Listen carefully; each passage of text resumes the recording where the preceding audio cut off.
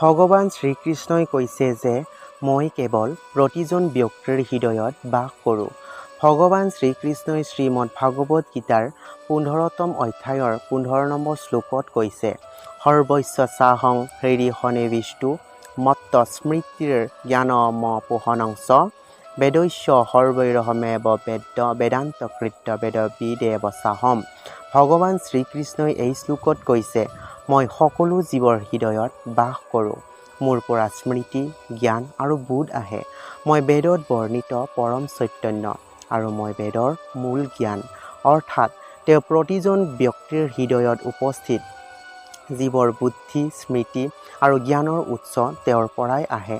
মানুহৰ যিকোনো আধ্যাত্মিক সন্ধান বা ধৰ্মীয় প্ৰচেষ্টাৰ অন্তিম লক্ষ্য তেওঁৱেই, অৰ্থাৎ সকলো ধৰ্মগ্ৰন্থ বা জ্ঞানৰ শেষত ভগৱান শ্ৰীকৃষ্ণৰ উপস্থিতি অনুভৱ কৰা হয়। তেওঁৱেই বেদৰ সৃষ্টিকৰ্তা আৰু বেদৰ জ্ঞানৰ মূল আধাৰ।